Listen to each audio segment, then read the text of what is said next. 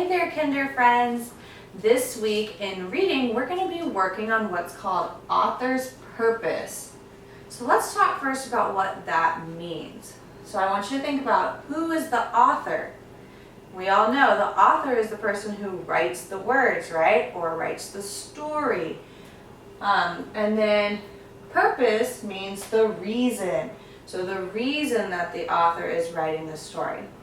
So this week we're going to focus on 3 of the different reasons or purposes that authors write different texts. So the first one is called persuade. So the author writes to get you to do something or believe what they are saying.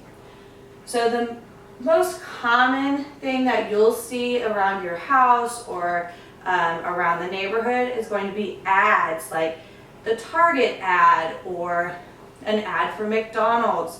They're trying to persuade you or to get you to go to their restaurant or their store and buy their products. So that is persuade. The next one is to inform. And so in our class, a lot of the nonfiction or expository texts that we read are informing us about different topics. So for inform, the author writes to give you facts or information about a specific topic.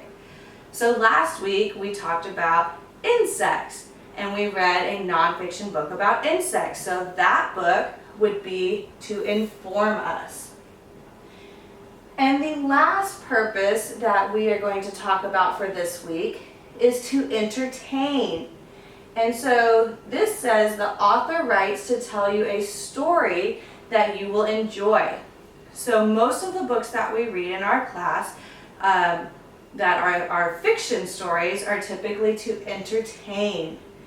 So what we're going to work on now is sorting some of the books that I have here in front of me. So the first one is a nonfiction book about weather. So we need to decide, is that author's purpose to persuade, to inform, or to entertain?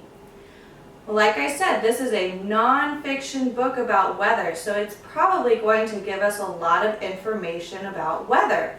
So that one is to inform. The next one I have here is a Target ad, and it has different prices and sales for paper towels and for laundry detergent. And so looking at that, they want us to go there. They want us to go to Target and to buy those products. So this one is to persuade. The person who made this ad wants to persuade us to go to Target. The next one I have here is a Pinkalicious book.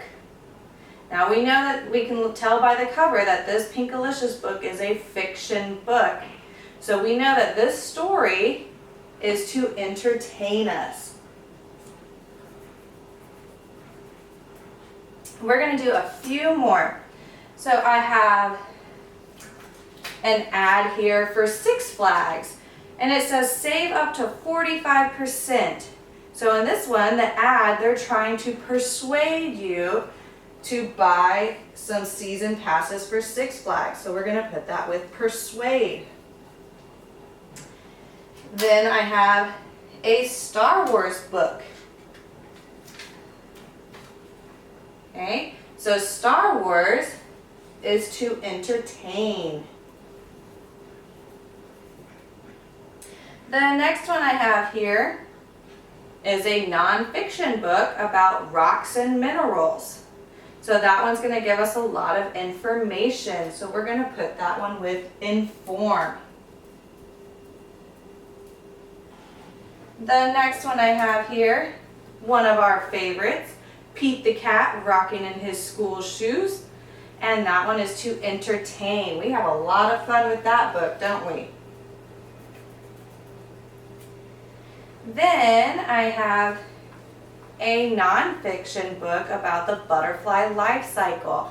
So you can tell that that one's going to give us a lot of information about the butterfly life cycle. So that author's purpose is to inform. And finally, I have a McDonald's ad, and they are trying to get you to go buy a Big Mac. So that is to persuade. The author's purpose is to persuade.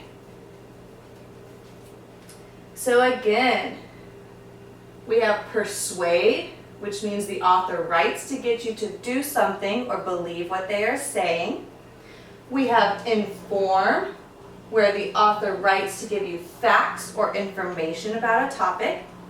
And then we have entertain, where the author writes to tell you a story that you will enjoy.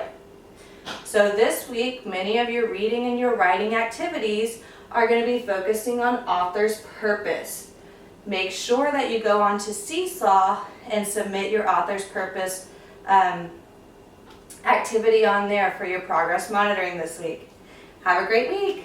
Bye.